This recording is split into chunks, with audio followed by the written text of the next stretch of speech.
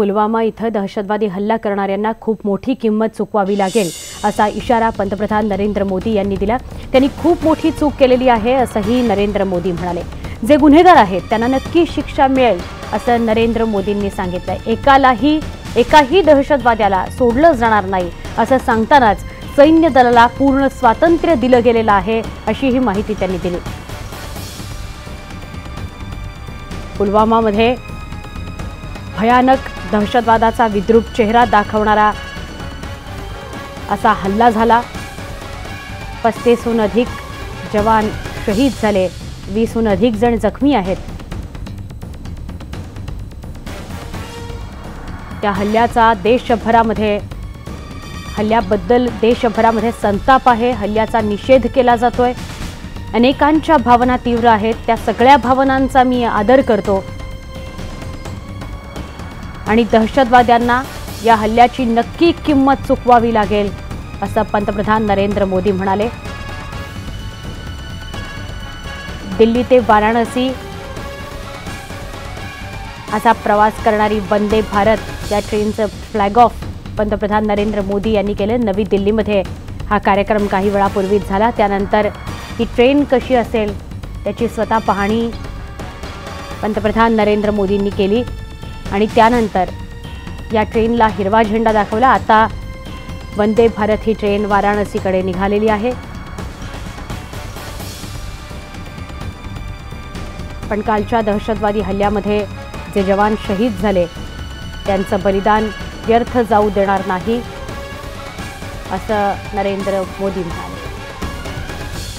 नरेंद्र मोदी नेमकं काय म्हणाले आपण बघूयात। मैं आतंकी संगठनों को और उनके सरपरस्तों को कहना चाहता हूं कि वे बहुत बड़ी गलती कर चुके हैं।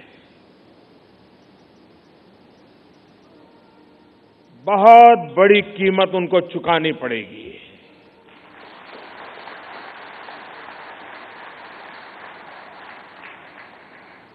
मैं देश को भरोसा देता हूं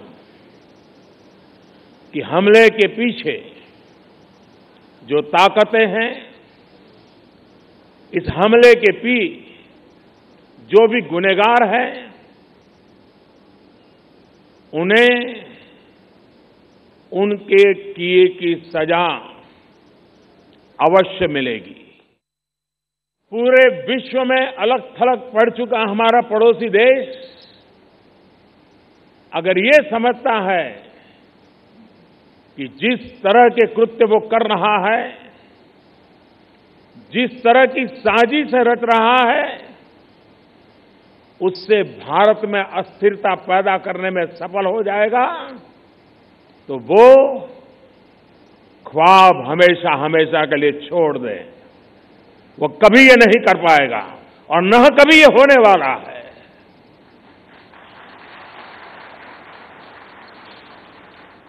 इस समय बड़ी आर्थिक बहाली के दौर से गुजर रहे हमारे पड़ोसी देश को ये भी लगता है वो ऐसी तबाही मचाकर भारत को बदहाल कर सकता है, उसके ये मंसूबे भी कभी पूरे होने वाले नहीं है। आंतरराष्ट्रीय घडामोडींचे अभ्यासक अरविंद गोखले दूरध्वनीवरून आपल्या सोबत आहेत। आपण त्यांच्याशी सविस्तर बोलणार आहोत। अरविंद गोखले, कालचा जो दहशतवादी हल्ला होता, अक्षरशः दहशतवादाचा क्रूर चेहरा समोर आणणारा हा हल्ला होता। 35हून अधिक जवानांचे प्राण गेलेले आहेत, शहीद झालेले आहेत जवान आपले, आणि त्या पार्श्वभूमीवर आज देशभरामध्ये संताप आहे, अत्यंत तीव्र भावना आहेत अनेकांच्या। आपण या दहशतवादी हल्ल्याकडे कसं बघता, काय कारण वाटतं आपल्याला? त्यानंतर आलेला जो आदिलचा व्हिडिओ आहे, दहशतवादी आदिल त्याचा व्हिडिओ, या सगळ्याचं कसं विश्लेषण कराल?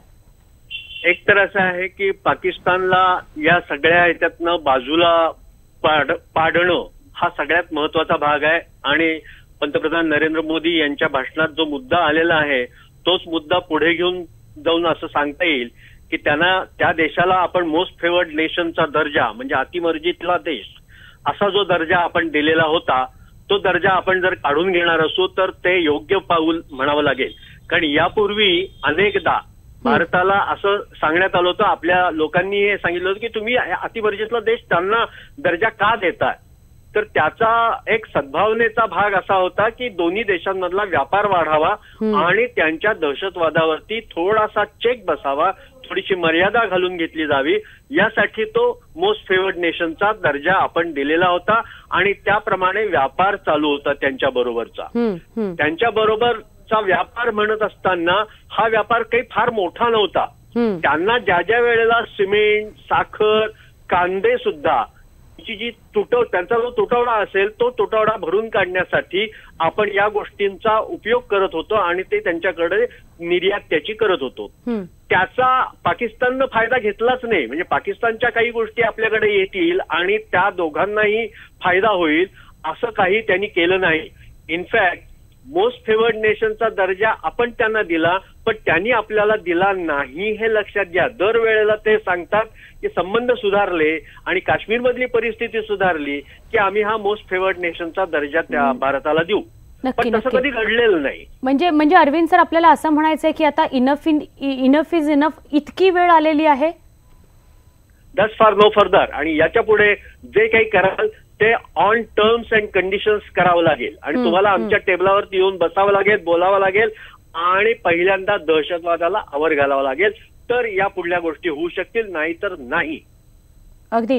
पण सर, असाही एक मुद्दा आहे की आता अगदी 3-4 महिन्यांवर समजा निवडणूक आलेल्या आहेत तरी सुद्धा कोणतंही सरकार असो, आता कुठेतरी हे गांभीर्यानं घेण्याची गरज आहे आणि सडेतोड उत्तर देण्याची गरज आलेली आहे, वेळ आलेली आहे.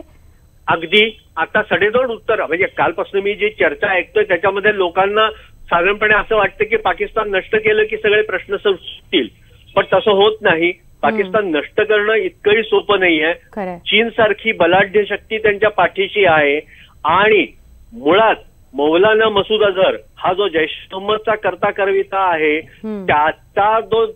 त्याला ग्लोबल टेररिस्ट ठरवण्यासंबंधी आपण अनेक वार संयुक्त राष्ट्रसंघामध्ये ठराव आणल्यानंतर सुद्धा सर्व देश आपल्या पाठीशी उभे राहतात, पण चीन आपल्या पाठीशी उभा राहत नाही. काही ना काही कारणानं ते टाळतो आणि त्याला ग्लोबल टेररिस्ट हा दर्जा किंवा त्याला जे काही ठरवायचं आहे ते ग्लोबल टेररिस्ट म्हणून ठरवलं जात नाही. याचं कारण मुख्यतः चीनची मस्ती आहे आणि चीन त्यांच्या पाठीशी आहे म्हणून हे सगळं घडतंय. चीननं जर आपल्या बाजूनं कौल दिला तर या गोष्टी सुरळीत होतील आणि पाकिस्तान दाती तृण धरून शरण येईल. नक्की. अरविंद सर, एकच शेवटचा प्रश्न फक्त, एवढ्या मोठ्या प्रमाणात अवंतीपुरापर्यंत स्फोटकं पोहोचतात कशी याविषयी खूप चर्चा होत आहेत, उलटसुलट चर्चा होत आहेत. दुसरा मुद्दा तो म्हणजे जैश ए मोहम्मद इतक्या मोठ्या प्रमाणात घातपात घडवू शकते, तो फक्त स्वतःच्या जीवावर घडवू शकते का? तर या अनुषंगाने तुम्ही काय सांगू शकाल मग? नाही, या ठिकाणी एक गोष्ट स्पष्ट करायला पाहिजे की जैश ए मोहम्मदला जो पाठिंबा आहे स्थानिकांमधला, तो स्थानिकांमधला दहशतवादाचा पाठिंबा हा कसा कमी करता येईल किंवा कसा नष्ट करता येईल याच्यासाठी पहिल्यांदा प्रयत्न करावे लागतील. आता दुसरा प्रश्न राहिला तो दारुगोळा एवढ्या मोठ्या प्रमाणावरती त्या रस्त्यावरती कसा आला हा. तर एवढ्या मोठ्या प्रमाणावरती म्हणजे जवळपास 70-75 ट्रक्स त्या भागातनं जात असताना, बसेस त्या भागातनं जात असताना जे स्क्रीनिंग करायला पाहिजे होतं, जे छाननी करायला पाहिजे होती, त्याच्यात काही त्रुटी राहिल्या असण्याची शक्यता आहे. नाही तर एवढी स्फोटकं घेऊन उभी असलेली मोटार अगदी समोरच्या रस्त्यावरती डाव्या किंवा उजव्या हाताच्या रस्त्यावरती जरी असली तरी सुद्धा ती स्क्रीन होते आणि दारुगोळा त्याच्यात आहे हे स्पष्ट होतं.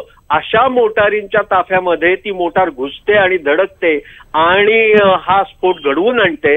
हे जरा चमत्कारिक वाटतं आणि मी काल म्हटल्याप्रमाणे की हा जैश ए मोहम्मदचा नुसता भाग नाहीये, याच्या मागे ISI सारख्या संघटनेचं कारस्थान आहे आणि दुसरा एक ISI जो निर्माण झालेला आहे तो इस्लामिक स्टेट ऑफ इंडिया हा निर्माण झालेला आहे आणि तो या मागे आहे असं मला वाटतं. आणि जैश ए मोहम्मदचं नुसत्या एकट्याचं हे कारस्थान असू शकत नाही. त्या दोघांमधली जी स्पर्धा आहे त्यातून काही गोष्टी घडत असल्या पाहिजेत. नक्की. अरविंद सर, धन्यवाद. आपण सविस्तरपणे या सगळ्याविषयी बोललात त्याबद्दल.